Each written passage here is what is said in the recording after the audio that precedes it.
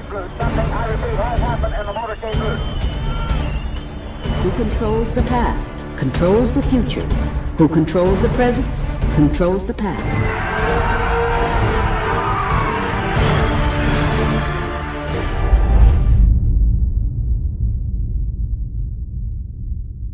Welcome to the Infowars Nightly News. It is Friday, October 30th, 2015, and I'm Leanne McAdoo. Here's what's coming up tonight.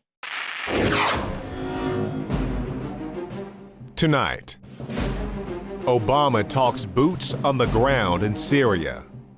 Then, a look back at the occult origins of Halloween. And supposed intellectuals want you to destroy jack-o'-lanterns for the Earth. That's next. We need to eradicate the world of these orange beasts. They're going to ruin us. We're all gonna die. We're all gonna die. Look at these evil pumpkins. They have come from beyond to ruin the biosphere. Good, Green Police, good. You, working with the other politically correct people, banning the word mother and father, and banning Halloween costumes, have proven how liberal you are. Now, just relax for a moment. Go assemble the enemy over there for instance.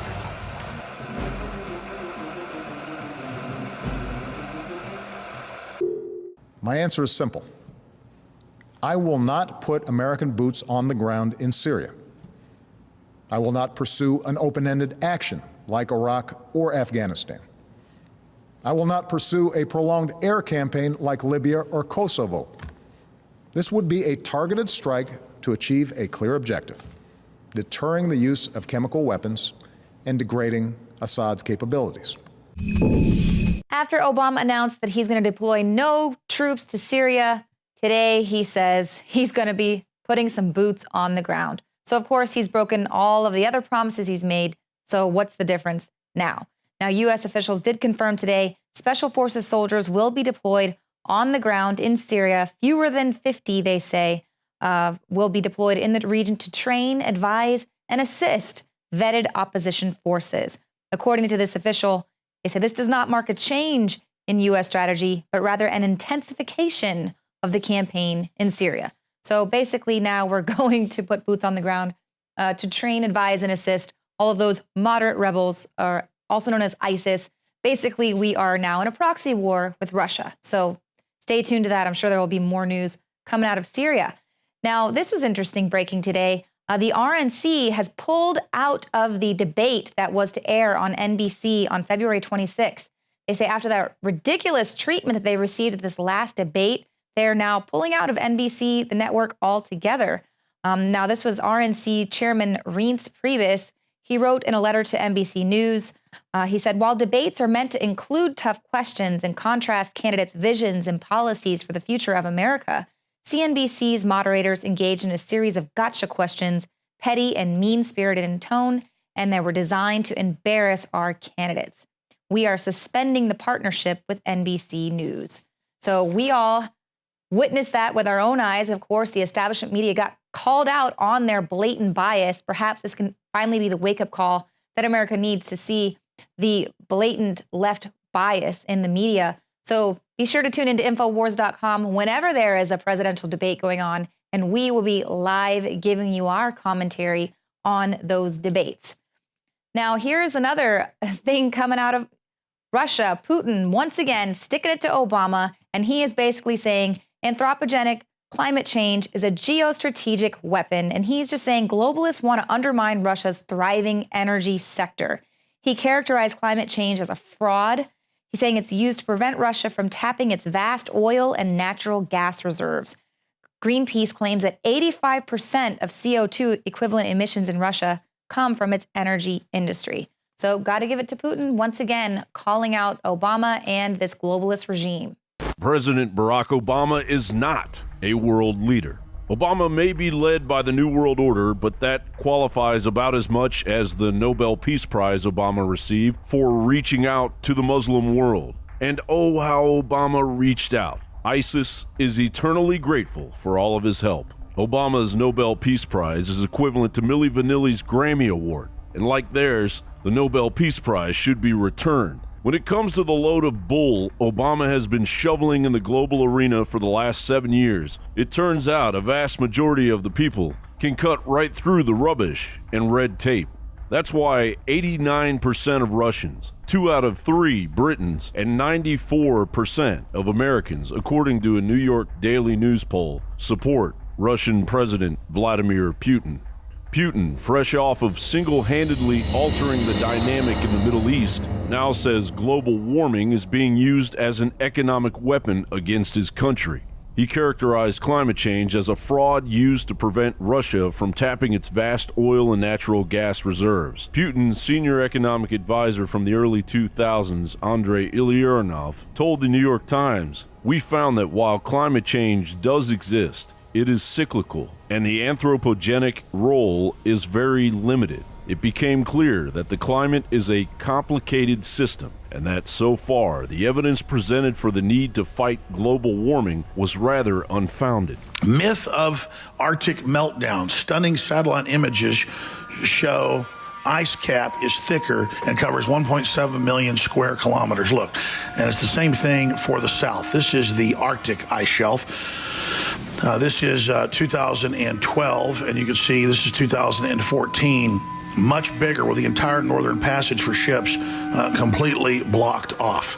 I mean, that is a fact that he said that by 2013 it would be completely gone, and it's now the biggest ever recorded by satellites. Greenpeace and the World Wildlife Fund have complained Russia does not consult them on its climate policies. It is their opinion. It does not reflect anything, and it is not objective, said Alexander Bedritsky. As Putin focuses on the reality of Russia's global priorities, President Obama will sail into the end of a catastrophic occupation of the U.S. presidency after raising the debt ceiling in yet another backdoor overnight deal, lifting the spending caps and increasing them to $80 billion over 2 years, as the fragile U.S. economy careens toward a $20 trillion debt, an increase of over 70% since Obama took office. Raising the debt ceiling, which has been done over 100 times, does not increase our debt. It does not somehow promote profligacy. All it does is it says, you got to pay the bills that you've already racked up, Congress. Obama's legacy of enacting numerous Bilderberg brainchildren will be the very global knots future world leaders, the likes of Russia's Putin, Iceland's President Grimson, and Hungary's President Adder, will find themselves untying far into the future. John Bound for Infowars.com. So just to point out some of the blatant hypocrisy with this global warming and this man-made climate change. Now, we reported a couple years ago the EPA was banning wood-burning stoves. They were banning over 80% of the production and sale of America's current wood-burning stoves. This is the oldest heating method known to mankind, and it's the mainstay of rural homes and, of course, the nation's poorest families there. So they banned wood-burning stoves that didn't limit fine airborne particulate emissions to a maximum of 12 microgram limit. So just to put that in context, the EPA estimates that secondhand smoke from tobacco in a closed car can expose a person to 3,000 to 4,000 micrograms of particulates per cubic meter. Now, the big issue here with these wood-burning stoves and tobacco, cigarettes, as well as what's coming out of your car exhaust is benzene, this known carcinogen benzene. It can cause lung cancer as well as birth defects. And based on what a lot of people were reporting coming out of the toxic landfill, the radioactive landfill in St. Louis, what the residents could confirm there was benzene. And just take a look at this video that we shot while we were in St. Louis. This is at an EPA Superfund site. This is an EPA Superfund site on fire. The leachate is leaking now. We can see it coming out. They are trying to scoop up as much of this material as they possibly can. 10,000 gallons of this stuff has now leaking, and they're trying to clean this up as fast as they can. This is a crazy scene down here at the Westlake landfill. Leah McAdoo reporting for Infowars.com. I know this is crazy, but we are back here out at the Westlake landfill. Wanted to go ahead and get some Geiger counter readings of our own, just for our own peace of mind. Really lucky to report that they're sticking around the high 40s, not going up to that threshold, that radiation threshold that we're warned about. Now, what you witnessed last night was the leachate leak here. And of course, leachate is liquid that moves throughout the landfill, and what it does is it's collecting those undesirable particulates that are in the landfill. It's not really a big deal unless, of course, it leaks out. It can cause pollution, and it smells really, really bad. The issue with this landfill is that this is now a radioactive landfill. And so if you are collecting particulates of that radioactive material, and then of course the leachate tank suddenly leaks out 10,000 gallons of that fluid, that is not a good thing for this community. And that is why so many people are concerned that this is not a stable site. So if 10 to 11,000 gallons of toxic materials, toxic leachate, bursts out of a landfill where they say they've got everything under control, but clearly they don't. Myself and Josh Owens, as well as many of the residents there, were exposed to this benzene and other harmful toxicants. That's completely okay. The EPA says they've got everything under control, but if you want to light a fire in your fireplace, you need to get taxed for that. Pay something, a little something to Al Gore. Now, this is the ridiculousness of our society. So, of course, it's Halloween, which means it's time for the PC butthurt crowd to go into full effect. This time, a school has banned Hispanic students' racist mariachi Halloween costume. So a student attending a secondary school in Ontario sent a photo of his costume to school officials to ask if he was allowed to wear it, to which the officials said, no, sorry, that costume will not be approved as it is very offensive. Now, the student claimed mariachi as part of his Colombian culture. The school told him that culture was not a costume and to feel free not to participate in the Halloween fun if you can't accept the rules. Because on Halloween, your rights end where other people's feelings begin. And just to let you know that there's no jobs crisis, because here in the PC world, colleges are now designating official Halloween costume sensitivity consultants. That's right, they're putting flyers up all around colleges across the country, telling kids, here are 5 campus officials that you can get in touch with to discuss the very important issue of whether or not what they will get dressed up as to get drunk will be advancing social justice causes. Same thing for Walmart. They have a little-known trust and safety compliance team, and their job is to basically comb through some 40,000 costumes that are sold online and make sure that their 140 million shoppers might not be offended by those costumes. So no white hot pants and wig marketed as the Caitlyn Jenner parody costume. I mean, there's so many other ones, but basically these people scour headlines and online products to identify items that might become newly offensive in light of the day's news. So they're doing this every single day because every single day, social justice warriors and the PC crowd find something completely new to be really upset about. And of course, the latest thing everyone's upset about, pumpkins. Now, Alex Jones and his minion Buckley decided to do something about that. It's all true! The Energy Department, I have the documents here! The Energy Department says that pumpkins are causing climate change! We need to eradicate the world of these orange beasts! They're going to ruin us! We're all gonna die! We're all gonna die! Oh my God, look at these small ones! We can't let them mature! We have to get them now! The Energy Department says that pumpkins are evil and they're causing climate change. We need to eradicate them from the world. We need to save the universe now. We need to get rid of all these evil pumpkins. They're going to destroy humanity for the future and forever and for your children. Destroy them. We're going to smash them into oblivion so they don't exist anymore. We'll get rid of them like the dodo bird. There's a report out today where the EPA is smashing pumpkins in a new video advertisement saying plants are bad because they increase the carbon footprint. They are now smashing pumpkins, and they're coming out and saying that sunlight is bad for the earth. I'm bringing these to Alex. He'll know what to do. He'll know what to do with them. I'll follow any order. Doesn't matter how insane. Master, I have the enemy. I have the enemy. Oh no, look at these evil pumpkins. They have come from beyond to ruin the biosphere. Good, Green Police, good.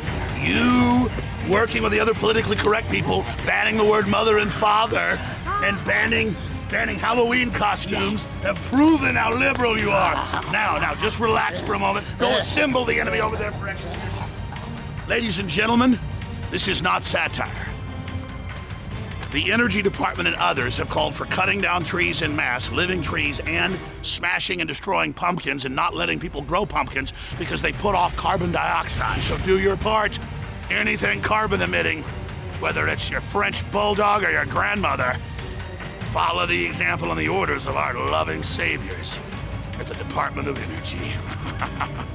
Public education has trained you well. Look at you, a servile, mindless, unscientific idiot giving us total power over all human life, paying money directly to Al Gore, George Soros, and Barack Obama in the climate exchanges, as well as Lord Rothschild.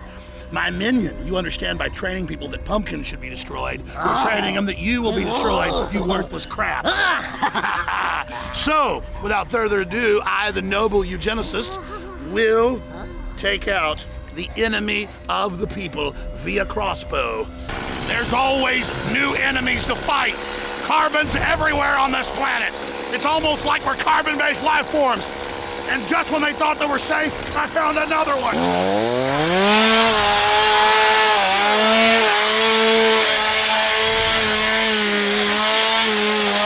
I mean, it's psychotic to say that pumpkins are evil and should be killed.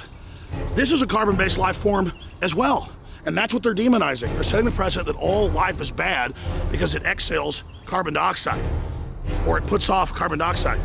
This is total insanity, and that's why we're here exposing it at Infowars.com.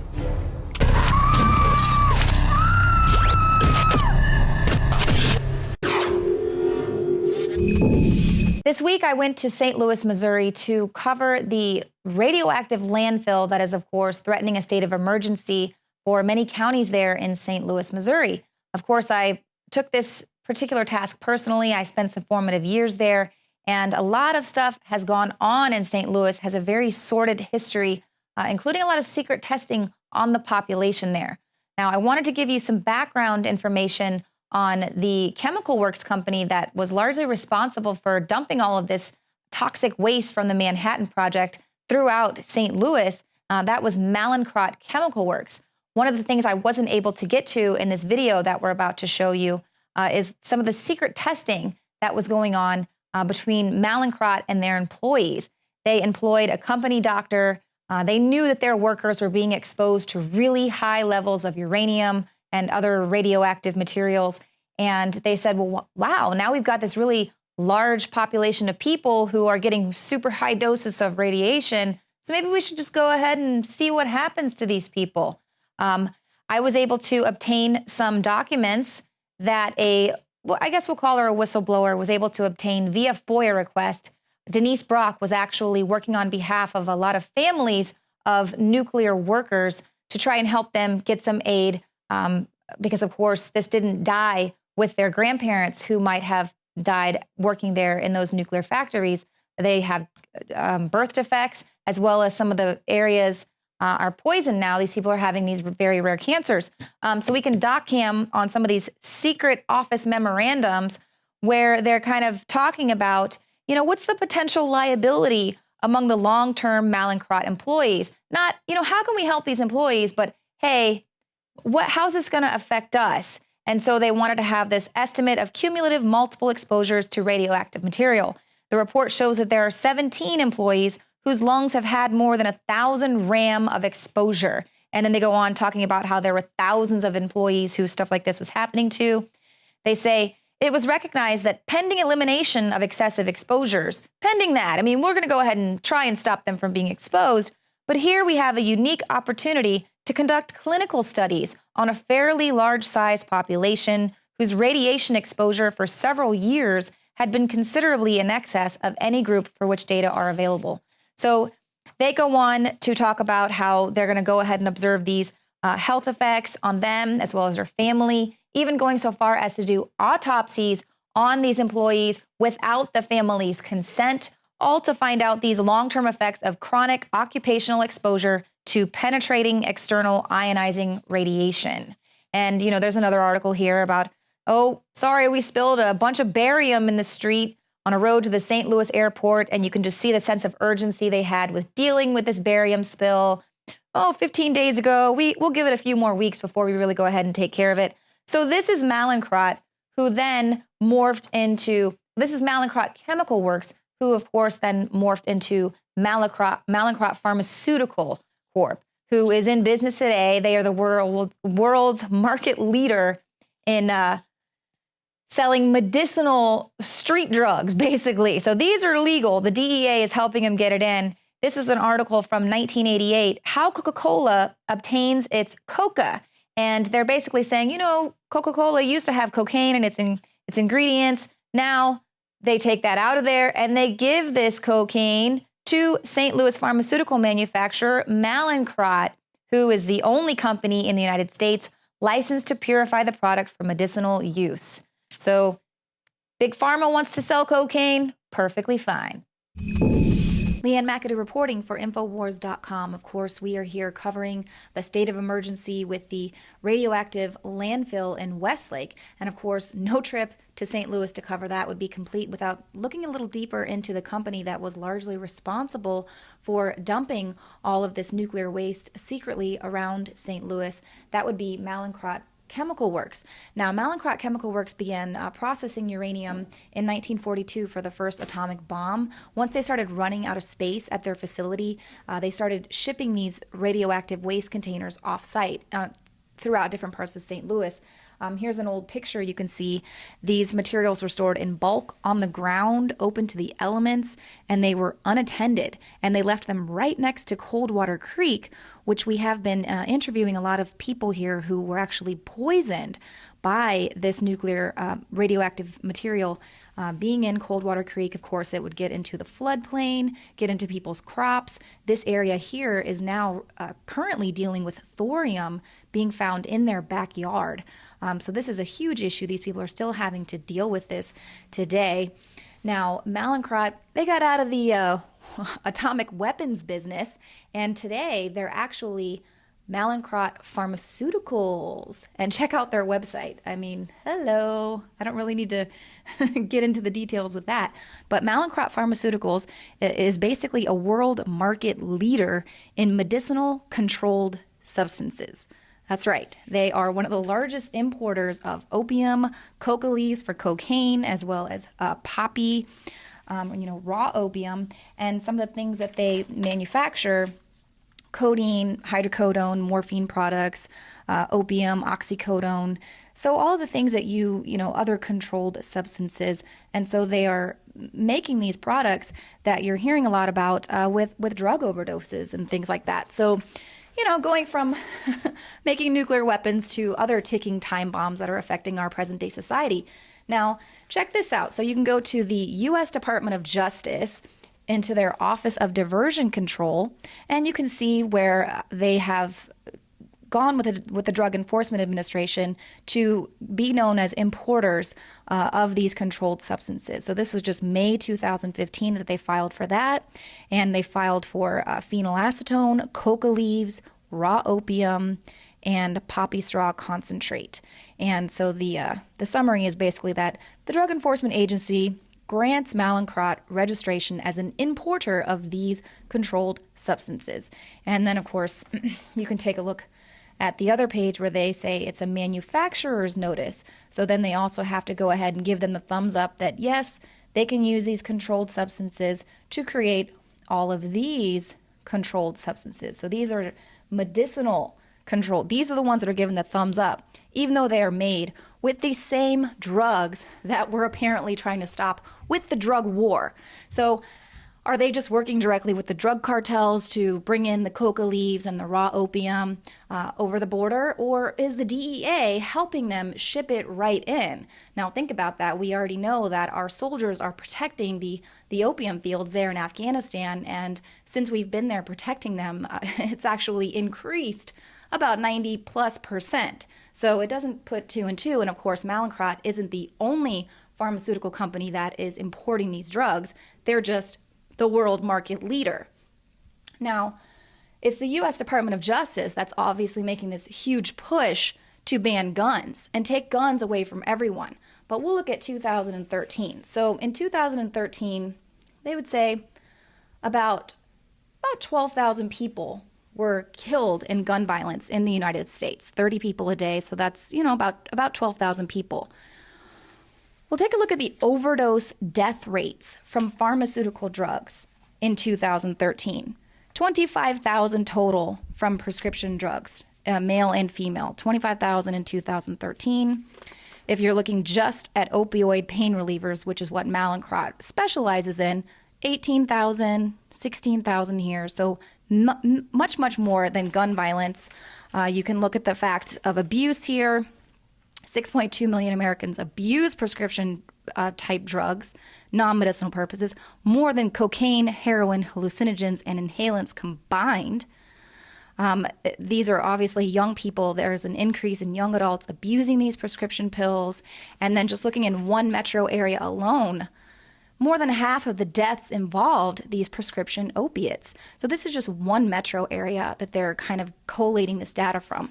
So as you can see, drug overdoses and pharmaceutical drugs are always popping up in these mass shootings, right? But they never want to talk about the pharmaceuticals. They never want to point out how that is always one of the key indicators in these mass shootings. It's always the guns, when clearly prescription opioids are much more dangerous, killing many more people than guns here in America. That's what we need to be talking about. So that I thought was a really interesting, a little bit of information going back with Mallinckrodt Chemical Works, who is, largely responsible for contaminating the St. Louis area while they were secretly dumping off this nuclear material. And they're continuing to contaminate the population of the United States today.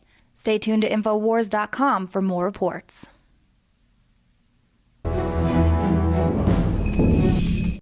This night was considered part of a pageant of festivals that were of course pagan in origin. They were satanic in origin.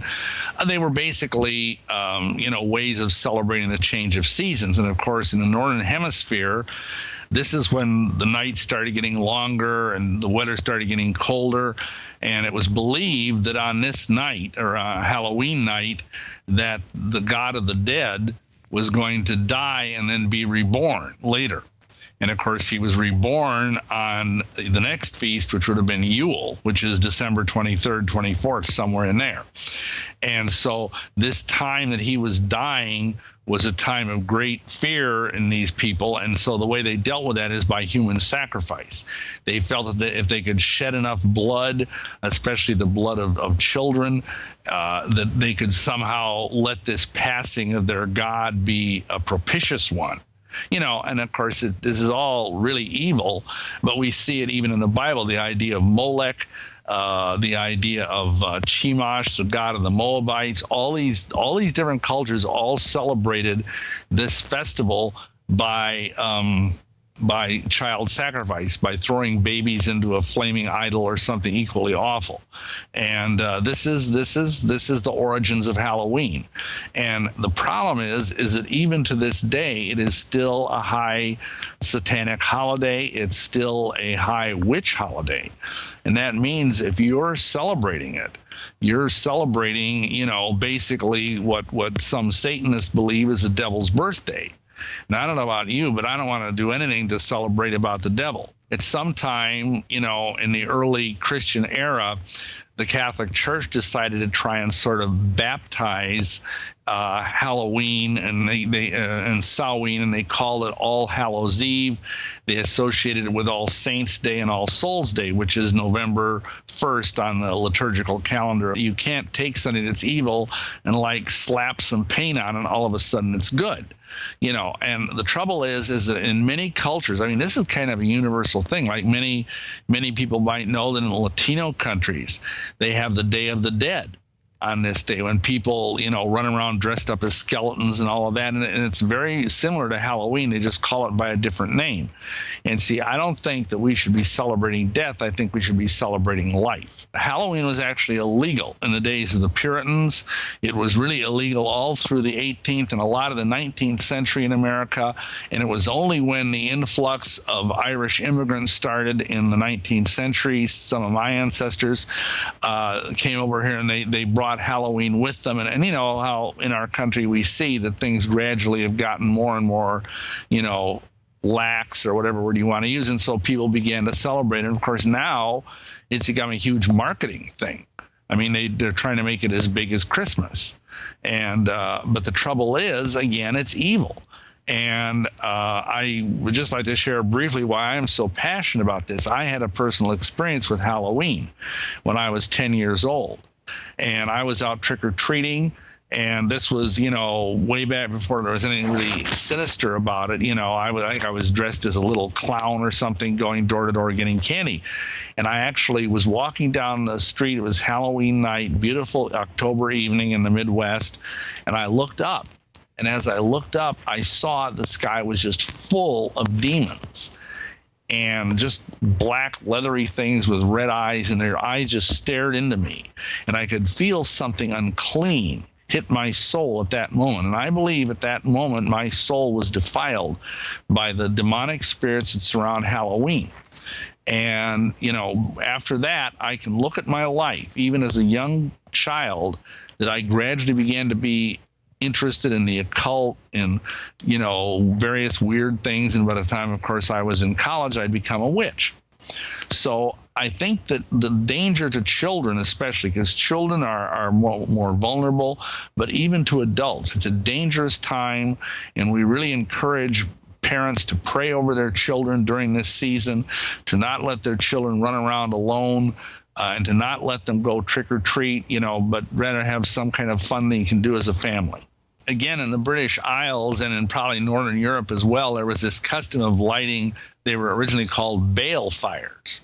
And it related to Baal, who's, of course, a false god. We see Baal even in the Bible, in the Old Testament. And they would use these as a way of trying to keep the sun god from dying, like we were talking earlier about blood sacrifice. And you're right, later on they became known as bonfires, and then over the years got cleaned up to bonfires because, you know, they would throw animals into it. They might even throw babies into it in some cultures. It was not a good thing. And, you know, because again, this is all about sympathetic magic, about sending forth the lives of innocent beings so that this God, this supposed God, who of course is ultimately really Satan, can live. Back in the ancient times, the idea is that these satanic priests would go into a village and they would say, they'd go up to a house at random in that village, and they would, you know, put a mark on the door and say, you have to give us your youngest child or we'll destroy your house. And then we're going to take that child and sacrifice it to the dark god Saman, who's the god of Samhain, the god of death. And of course, if the parents refused, then they would destroy the household. They'd burn the house to the ground. And today, of course, it's more benign, and the kids go and say, give us candy, or we'll soap your windows, or TP your trees, or something like that. But, you know, it's not a good thing. And again, you're playing around with diabolical things, and you're playing around with things that are rooted in human sacrifice, animal sacrifice, and child sacrifice. They actually would take, you know, some of the remains of these poor unfortunate children, and they would make candles out of them, and they'd put these inside of either skulls or inside of large gourds or something of that nature. And they would believe that if they pointed this grinning face outward, it would be a sign to the demons to leave this house alone. So it was kind of like a talisman to ward off evil. But of course, the problem is again, there's this very ancient, if you will, cult about the severed head, which is present all over the Northern Europe, all over the British Isles, and how it somehow relates to, well, in the British Isles, it relates to Bran the Blessed, he's called, but in other countries, it relates to other various beings, gods, demons, whatever, and it's all very evil. It's would you want to have a thing burning on your doorstep that was made out of, human baby fat or something of that nature? Well, that was a sign that house was okay then, that it had been, they'd offered up their tithe to hell, so to speak, in the form of their firstborn child, or their youngest child, I'm sorry. And so that's kind of, the meaning of that. And now, of course, we just see it as a sign of this house is going along with the Halloween thing. It actually has a much more sinister origin. And see, what people need to understand is that these symbols have a power all their own. I mean, you might say, well, it's just a pumpkin, for heaven's sakes. Well, yeah, it is just a pumpkin. But you see, in magic, in black magic, in the occult, there's this idea of thought forms and egregores. That's the word that's used from Greek. And it means basically something that gets power all of its own over the centuries, over thousands and thousands of years of use. And it kind of, demons and strong men come to inhabit it. So even if the person might put this pumpkin out and carve a face on it and whatnot and put a candle in it and think, oh, I'm just kind of being cute like the neighborhood is, it still might very well draw demonic spirits. Originally, they would actually take, some of the leftover remains of the skulls of these children and use them as something to pull out of the water as kind of a macabre game. And, again, there's some sort of meaning behind this, which we do not understand. And this is true of a lot of things. Another thing that comes to mind is the whole thing of witches on a broomstick. You see, that actually goes back to the fact that in the Middle Ages, witches would literally take, the symbol of a high priestess's authority was her broomstick, which is called a besom. And she would, on certain nights of the year, when they were like planting crops or whatever, they would go out and they would jump around the field after they planted the crop on these broomsticks. And they believed that the higher they jumped, that's how high the crops were. So again, we're talking about sympathetic magic, what's called folk magic. And it was believed that as they did this, that it would make the ground more fertile and whatnot. And of course, some people that weren't witches were probably spying to see, ooh, what are these witches doing? And they saw them, jumping around this field. And, they're going to take off and they're going to fly. Just like, some birds take a while to get off the ground.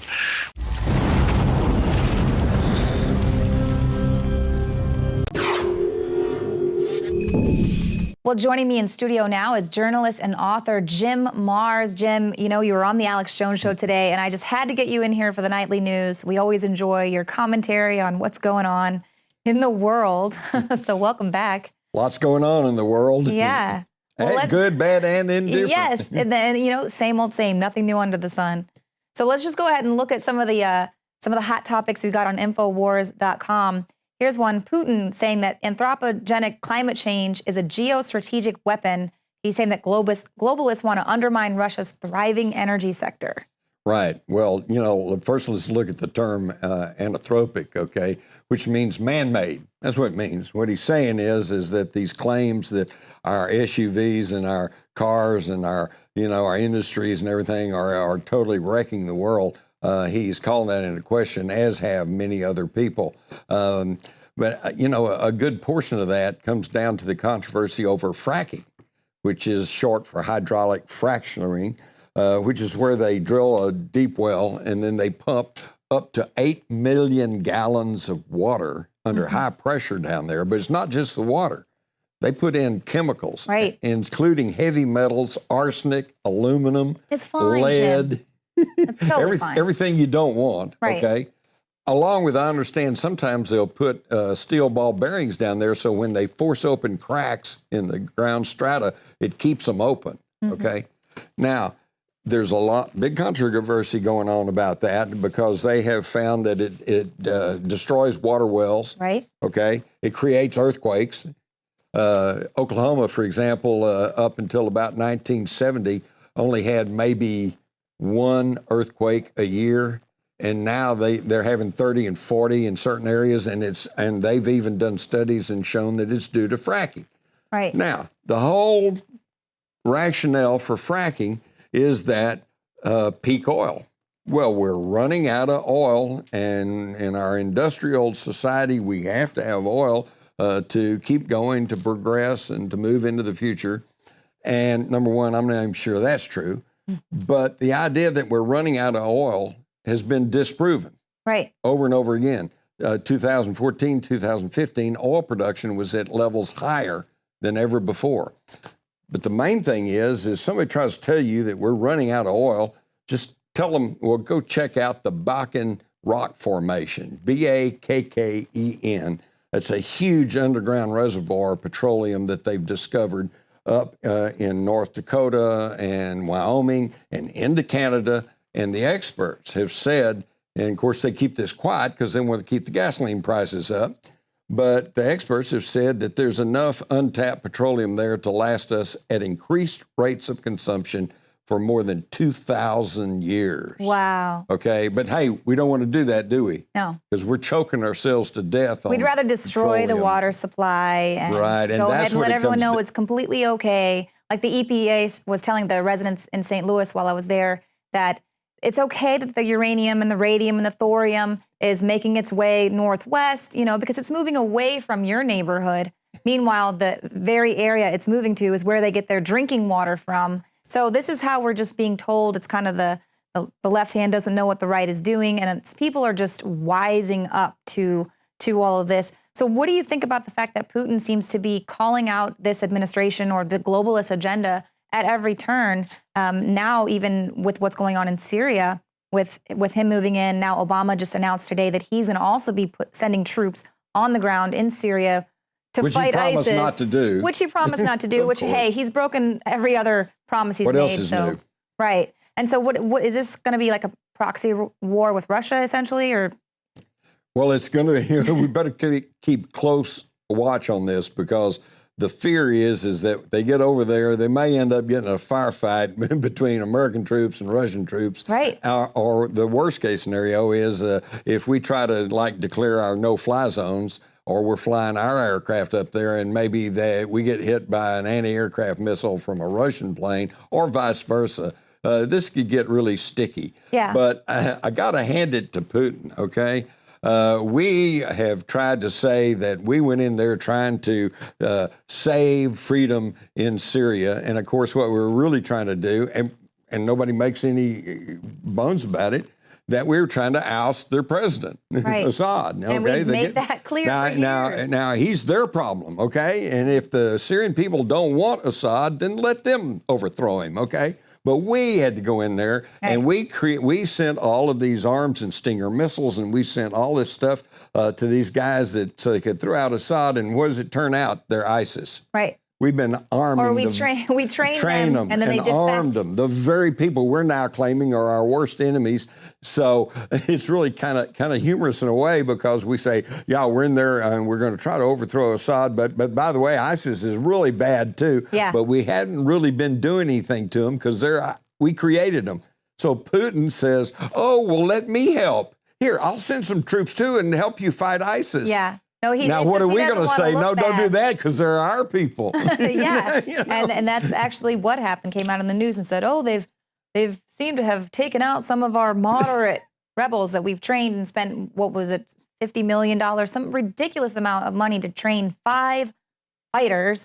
So ridiculous. So now I wanted to kind of talk about... Well, they do catch them all in the same bar. Yeah, exactly. one missile and they're all gone. So I want to talk a little bit about... Well, wait, before we get off of that. Yeah. This actually is kind of funny, it's kind of ironic, and it's kind of like, wait a minute, whose side are we on? What's going on here? But actually, we're talking about our tax money. Right. This is my money. This is your money. This is your money. Yeah. And they're frittering it away, creating false enemies that the Russians take advantage of and say, well, here, we'll come help you fight them. And then we're stuck because we can't say, well, no, don't do that. And wanting to raise the debt ceiling and raise spending. And you're right, that's our tax money that it is time for people to stop being so complacent about it. Well, Jim, I wanted to. And what do you do? Tell your friends and neighbors to tune in to Infowars. Infowars.com. So And I wanted to come to give you a little jimmars.com. time to talk about what you're doing here in Texas, as well as visiting us here in the Infowars studio. But you're actually going to be in Bastrop, Texas, talking about a secret space program. That's right. That's tomorrow and Sunday in, I think it's in the Bastrop Community Center, and it's the Secret Space Program Conference. Now, to a lot of people, that's going to seem really, really weird and really far out there. Hey, it's Halloween weekend. There you go. Hey, it is. It's Halloween, so just play like it's another trick. But it's not. We have pretty much abandoned space. The space shuttle is no longer flying. You see, I'm old enough to remember before we went to the moon, the idea was we're going to go to the moon and we're going to set up colonies. Right. And we're going to mine the resources and minerals of the moon, and it was going to pay for the space program. Well, we went up there about 6 times and said, nothing there. And by the way, are you aware that after the last Apollo mission, we still had 22 of those Atlas rockets that put them up into space, ready to go for more space missions, but shut it down. They just shut it down. And something's going on. Right. And there's 2 aspects of that. One has to do with extraterrestrials, space aliens, if you want to call it that. I won't go there because that's really a weird issue, you know. The other thing, though, that also happened at the same time that shut down our official overt space program is because we had an unofficial covert space program. Absolutely. And you wouldn't even doubt that something like that is going on just because we have all of these covert ops, these secret agencies. You only get to see the surface of what's actually going on. Exactly. So you're going to get into the secret space program there. I guess people can find that information up on your website. Right. You can find that on my site, jimmars.com, or you could go and just tap in Secret Space Program Conference. And by the way, it's not just me. There's some other very, very knowledgeable people. My friend Linda Moulton Howe will be there, and I think Stan Freeman and other competent people who have been at this for a long time. Well, that'll be really, really interesting to hear. My brother-in-law works for NASA, and of course, he's really upset about the fact that they've pretty much been frozen thanks to this current administration. We've only got about 40 seconds left. What do you think about the live exorcism that's going to be performed tonight on live television in the Exorcist house there in St. Louis? Oh, another dog and pony show. It might be good entertainment, but I would hesitate to think that we're actually going to see the devil appear. I don't know. It's going to be on live TV. They can't do anything with the cameras and stuff. Well, kind of like opening Al Capone's safe. Yeah. They'll find there's no demon in there. Well, hopefully more. But happy Halloween anyway. Yes, exactly. Happy Halloween, and be sure to pull out your greatest racist costume. All right, guys. Well, that's it for the show tonight. We will see you here again Monday, 7 p.m. Central. Hey, my mind is going. I can feel it.